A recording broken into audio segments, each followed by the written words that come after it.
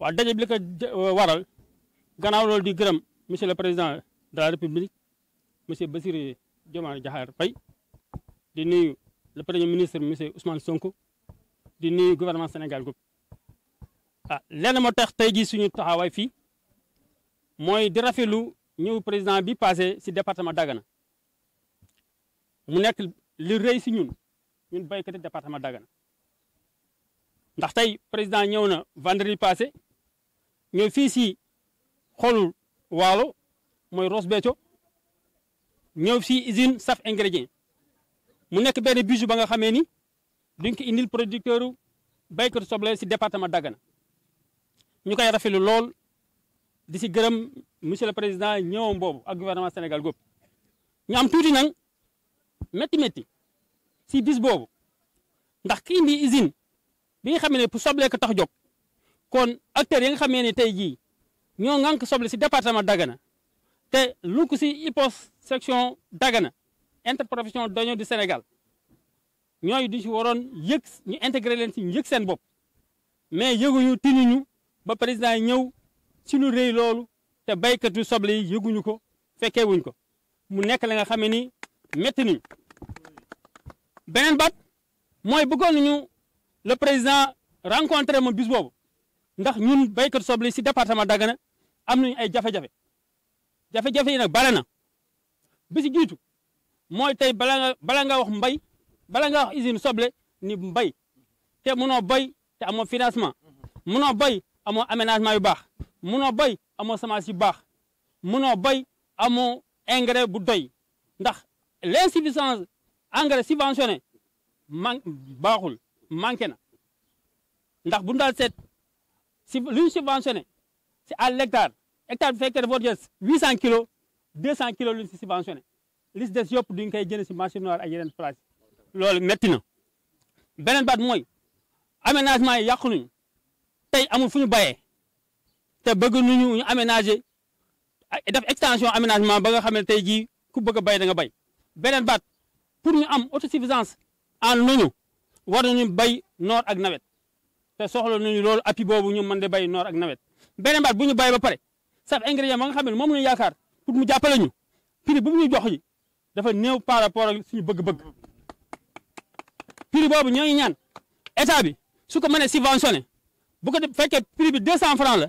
état bi subventionné 75 yi saf ingrédient jël 125 yi le kilo ñun loolu moom la ñuy ñaan beneen baat mooy li nga xamee ni saf ingrédient mënu ko jël ndax tey jii ko commencé bokkal ba sawañ wala nga ni ndar parce que soble ñoo ngi fa te nawet bi jot na soble jaruñu ñu ngi fi toog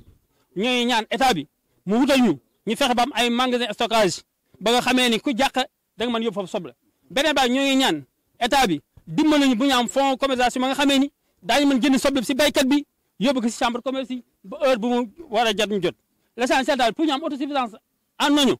bëgg nañu état bi jàpp si ñooy gërëm nañu le président de la République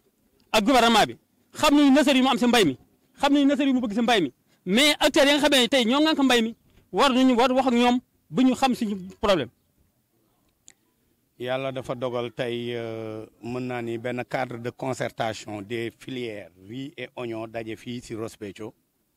dans la délégation de Dagana pour waxtaan par rapport ak arrivée président bi nga xamee ni passé na fi mu doon def tournée économique. ginnaaw loolu bi ñu waxtaanee ba pare vraiment gis nañu taxawaayu président ci biñ ko jox tegee si bopp réew mi ak tey.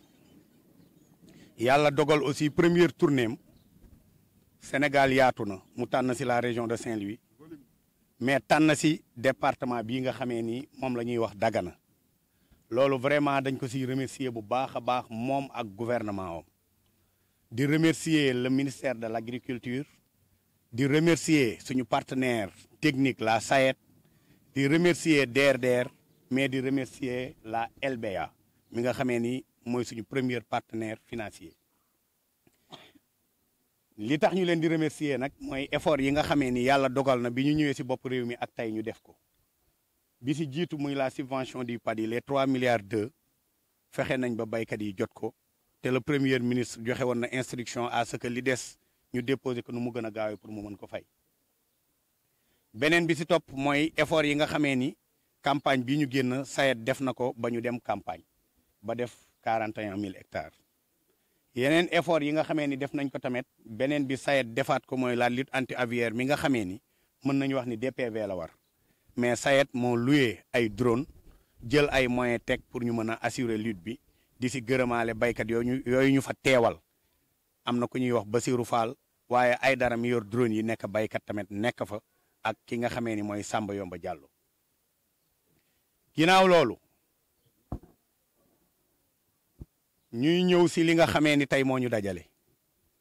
parce que yàlla dafa dogal ñu organiser une tournée économique au niveau du département de Dagana ànd si ak partenaires techniques yi ànd si ak administration territoriale mais ñun ñu am benn njàqare mooy acteurs économiques yi kenn impliqué wu leen ci dara suñu partenaire bi ñuy wax la LBA gisuñu ñu impliqué ko si arrêté bi nga xamee ni gis nañ ko loolu nag nekk njàqare xaw ñu jaaxal moo tax ñu doon interpeller les autorités pour que xam loolu lan moo ko waral leneen li nga xamee ni moo si topp ma koy wax mooy ñaari filière ñoo fi daje tey filière yi fi daje nag dafa baax ñu leeral gouvernement bi ñu xam lan mooy seen taxawaay benn bi mooy le sous-collège des producteurs de riz de la délégation de Dagana moom rek moo fi organisation de producteurs de riz bu regrouper département bi yëpp am na fi ñu regrouper ay femmes am na la fédération des périmètres autogérés regroupés des unions am na fi association des producteurs privés am na fi réseau des jeunes mais benn organisation bi kese moo fi nekk 4 secteurs yi ñu nekk képp ku fay baykat bokk ci donc loolu baax na état xam ko beneen bi mooy filière oignon bi nga xamee ne tey section Dagana moo fi teew yàlla dogal na ñoom tamit am na organisation yu nekk ci département bi mais ñoom rek ñoo fi nekk njaboote baykatu soble yëpp loolu baax nañu leeral ko état te di ko rappeler la loi d'orientation agro-sylvo-pastorale bi nga xamee ni moo taxawal interprofession état dafa yaatu ñun baykat lañu mais état lañu li tax ma wax ni état lañu état moo jël ci dooleem jël ci pouvoir am décentraliser ko wut administration territoriale ni leen gérer leen ma administration wut ay partenaires techniques jox leen mais moom moo créé interprofession yi wàññi si li mu waroon defal population yi mu jox ko interprofession yi ni gérer leen ma ko kon mën naa ni njabootam lañu dañu bokk ci moom kon war nañu bàyyi xel ci côté boobu li nga xamee ni nag mooy le sous-collège des producteurs de riz yàlla dafa dogal ñu def 41 000 hectares dans le département 41 000 hectares yooyu financé nañ ko à hauteur de 20 milliards 500 millions LBA suñu premier partenaire moo si joxe 2 milliards 500 mais li si des yëpp ay gros producteurs nekk fii si département bi ñu leen di wax des financiers non conventionnels ak baykat yi si seen doole bopp ñoo génne 18 milliards teg si table yi pour ñu mën a dem campagne te loolu effort la bu ñu war a saluer boo jógee si loolu filière bi nga xamee ni mooy filière oignon yàlla dogal moomet mu def 4000 hectares 4000 hectares yooyu financement bi toll si 10 milliards 10 milliards yooyu yaakaar naa ni LBA ak CMS ak UMSEC ak PAMECAS moo leen si jàppale à hauteur de 20% suñ ko évaluer mu nekk 2 milliards les 8 milliards partenaires yooyu ma waxoon muy ay gros producteurs des financiers non conventionnels ak baykat yi kese ñoo ko mobiliser teg 8 milliards si taabal ji pour mën a dem campagne ginnaaw loolu tamit yàlla dogal na ñun dañuy contribuer si économie bi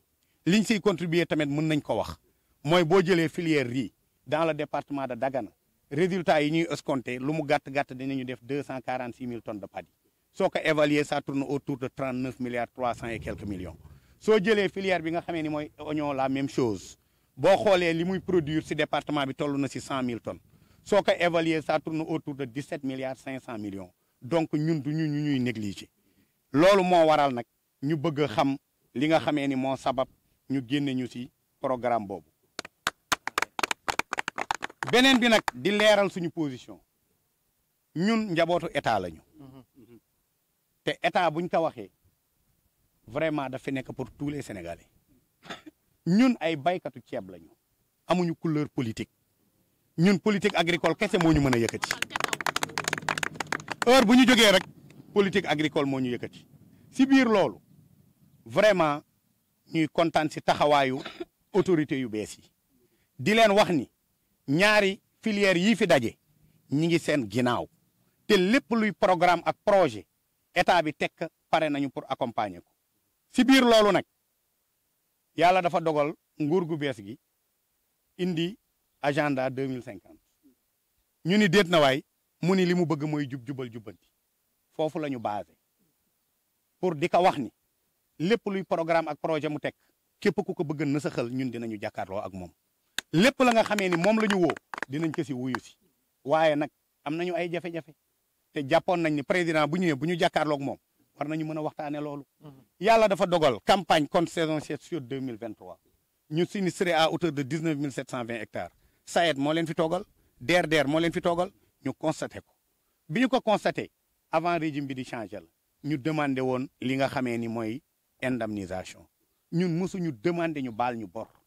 parce que jafe-jafe yi ñu am yëpp état xam na ko xam na li picc yi di def xam na li inondation di def loolu moo tax ñu demandé indemnisation bi ñu ko évaluer ça tournait autour de 9 milliards 8 ñu ni que nañu jàppale pour ñu am indemnisation nguur gu bees gi bi mu ñëwee yóbbu nañu dossier bi le 6 janvier tekk ci taabalul le ministre de l' agriculture mu ni loolu de am naa si pexe may leen ma dinaa xool waaye boobu ba léegi ñi ngi xaar ñi ngi koy relancer waat di ko wax nañu jàppale ak son premier ministre nañu jàppale ak le président de la république pour ñu mën a dédommager baykat yi ba nga xamee ni daañu mën a solder seen crédit yooyu ba mën a delluwaat si banque bi pour assurer la double culture li nga xamee ni moo si topp mooy entretien accès hydraulique yi ak li nga xamee ni mooy la réfection des aménagements yàlla dogal na campagne bi ñi ngi préparer récolte waaye dañu war dem hivernage te xam nañ ne accès yi buñ ko entretenirul réfection amul pour ñu dem campagne hivernale bu baax jafe-jafe lay nekk beneen bi si topp mooy la lutte anti-aviaire wax dëgg yàlla ñu ngi siy jàpp mais fi ñu toll nii ñun ñëpp constaté nañ ni traitement bi ñu def carak efficace na lool bi ñu xëyee gisuñu picc mais picc yi dellu si waat nañu parce que picc yi nag dañuy navette bu ñu ñëwee fii nga traité ñu daw dem Mauritanie bu Mauritanie traité ñu daw ñëw Sénégal kon baax na collaboration boobu ñun ak Mauritanie aussi ñu jàppale ñu si ba ñu mën ko assurer li nga xamee ni moo si topp mooy changement climatique bi bërki démboo Njaay bi président ñëwee ngelaw li fi jaar gis ngeen ko te gis ngeen ni mu def parcelle baax na comité scientifique bi nga xamee ni teg nañ ko ñu gën ko dooleel ba yooyu buy ñëw ñu mën si jël ay mesures ba mën a accompagner baykat yi li nga xamee ni moo si topp mooy le matériel agricole xool leen sama côté droite lu mat 18 moissonneuses mi ngi fi gaare am na 4 yu nekk ci gannaaw ñi ngi fi ñëw tabaski 2023 bëgg nañu vraiment président jàppale ñu ministère de l' agriculture jël ay mesures ndax am nañu ñu attribué woon am nañu jafe-jafe si banque bi wax dëgg yàlla ñun ñëpp benn lañu te machines yi warul tëdd fii ñu dem récolte di am ay inondation ña ngay jàll ba Mauritanie di wuti machine kon machines yooyu bëgg nañ ñu jàppale ñu si ba jox ko yeneen baykat ya nga xamee ni daañ ci mën a intervenir si campagne bi fi nga xamee ni fa laay terminer nag mooy li nga xamee ni wax dëgg yàlla jafe-jafe bu mag la te dal suñu kaw ñun ñëpp mooy conflit entre producteur et éleveur yàlla dogal na ñaari at yu nekk lu mu gàtt-gàtt dina am mordom te loolu gënaluñu te mënuñu tàggoo ñun ñëpp benn lañu te wax naa ni arrêté mënu ko régler administration territoriale mënu ko régler le premier ministre mënu ko régler président de la république mënu ko régler te jëluñu mesure bii may wax gis ngeen ran si da dolli président fii mu ñëwoon muy saf ingrédient si gannaawam foofu la ñuy wax réserve njaayal ñu ni zone classée la ñu ngi ñaan le président de la république di ñaan son premier ministre di ñaan le ministre de l' agriculture ak gouvernement bi yëpp ñu jàppale ñu ba zone boobu ñu déclassé ko am na ndox ñu irrigué ko yóbbu fa suñu mbokku sàmmkat yi pour jàmm mën a am suñu diggante ñu ngi leen di sant di leen gërëm. Donc, comme l'a dit tout à l'heure, Monsieur le Président, d'abord, nous remercions tous les organes de presse ici présents, mais aussi l'ensemble des producteurs de riz et d'oignons qui sont ici présents. Donc, comme vous le savez sans doute, la semaine passée, le Président de la République était de passage ici dans le Nord, et ce passage était uniquement dans le cadre d'une tournée économique dans ce Nord-là. Alors, dans un premier temps, nous remercions le Président de la République d'avoir choisi, pour la première fois, sa première sortie, de choisir le Nord donc pour faire une tournée économique. Certes, ce n'est pas une première fois qu'un président passe ici, mais c'est la première fois que notre président, qui est nouvellement élu, passe dans notre région, et dans notre zone, dans notre bastion dont nous sommes des producteurs, où il nous a visités. Donc, l'idéal peut-être, il était donc dans son passage, dans le passage du président, qu'il implique l'ensemble des acteurs de l'économie. Seulement, ce que nous fustigeons, l'organisation de cette tournée n'a pas impliqué ces producteurs-là. Et ça, nous le considérons simplement comme un simple oubli, mais pas un mépris envers ces producteurs. Donc de ce point, c'est une compréhension de notre part. Mais cela nous permet aussi de dire à Monsieur le Président de la République, nous avons vu l'ensemble des efforts et l'initiative que le Président de la République a eue pour la vallée du moins. Cette initiative, ce qu'il a donc magnifié, c'est hier, à partir du Conseil des ministres interministériel, donc l'ensemble des programmes dont il a l'initiative de faire dans le Nord. Donc vraiment, nous sommes vraiment fiers du programme qu'il est prêt à établir dans cette zone. Quand nous parlons du riz, nous parlons en même temps de l'oignon. Parce que c'est des spéculations. L'ensemble des producteurs qui sont là, c'est à la fois des producteurs de riz, mais aussi des producteurs d'oignons. C'est le même groupe. Donc c'est une même équipe. Ainsi, par rapport à la visite dont le président a fait ici, la seule chose peut-être que nous avons à lui dire, de lui rappeler que ici, Dagana, c'est le cœur battant de l'agriculture. Vous ne pouvez pas perdre, vous ne pouvez pas avoir un programme d'autosuffisance alimentaire et nier ceux qui sont dans la zone. Donc, nous faisons tout simplement un rappel, comme quoi que l'ensemble des programmes que vous avez, il faudra impliquer impérativement ceux qui sont dans la zone. Et les acteurs agricoles de la zone, ce sont des gens organisés. L'organisation, c'est ici, donc nous parlons en tant que collège des producteurs. Cela signifie que l'ensemble des organisations qui sont là, ils sont derrière ce collège-là. Certes, on ne peut pas parler ici tout simplement de revendication, mais sans pour autant marquer l'effort que l'État a fait. Surtout sur le paiement de la subvention passée, donc dont le régime passé avait entamé, mais ça a été donc concrétisé ici. Le président de la République l'a fait, mais aussi le Premier ministre s'est engagé fermement pour que ce paiement soit établi. Donc nous lui remercions vraiment de ses efforts. Mais aussi, même pas 2 mois, donc l'État du Sénégal, par rapport à la SAED, a fait des efforts extraordinaires sur, non seulement donc sur les canaux d'irrigation, mais sur l'ensemble des rives où il y a eu un taux d'énervement important. Des efforts importants ont été faits. Vraiment, nous remercions cette initiative-là et tous les efforts qui ont été faits. Récemment, même pas c'était la semaine passée, des efforts extraordinaires ont été faits sur les oiseaux granivores. Donc des drones ont été utilisés et c'est des cas rares ici, donc pour maintenir les rendements qu'on attendait. Par rapport à ces efforts-là, nous remercions l'État de cette initiative. Mais cela ne veut pas dire que nous faisons tout simplement profil bas de son passage. Parce que ce passage devait permettre non seulement de dialoguer avec ces producteurs, mais aussi de discuter avec eux. Et aussi de visiter l'ensemble des casiers et les difficultés que nous rencontrons aussi. Vraiment, nous lançons un appel solennel à M. le Président de la République de faire l'agriculture une vraie priorité, une priorité réelle. Pas une case à cocher dans un programme, mais une priorité réelle. Et ainsi, de savoir que nous avons confectionné un mémorandum, l'ensemble des problématiques et des solutions que nous préconisons, et nous pensons que donc réussir l'agriculture, sauver même le Sénégal dans l'autosuffisance alimentaire, il va falloir donc se concentrer un peu sur ce référendum. Ce référendum donc sera mis à la disposition ce mémorandum du moins sera mis à la disposition de ceux à qui le droit. Donc, par rapport donc à ces efforts, il y a aussi le matériel agricole qui est là, devant nous. Des efforts à faire aussi. Nous poussons à l'État de prendre une décision immédiate parce que nous sommes en période de récolte. Et ce qui se passe, les menaces sont là. Non seulement la pluie commence à s'installer, mais aussi les oiseaux granivores restent encore toujours là. Et la seule solution immédiate à faire, c'est de libérer ces machines qui sont là, stockées presque pendant 2 ans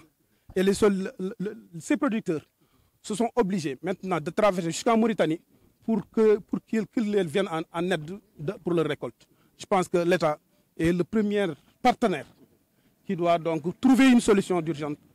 donc pour solutionner ça. Par rapport aux difficultés qu'on a, donc la plupart des difficultés a été donc introduites dans ce mémorandum-là. Donc on ne peut pas tout dire donc, dans ce point de presse. Mais ce qu'on dit, une solution urgente est là. Et cette solution, c'est ce qu'a dit le président du collège tout à l'heure, du sous-collège du moins, comme quoi qu'il y a une zone à déclasser.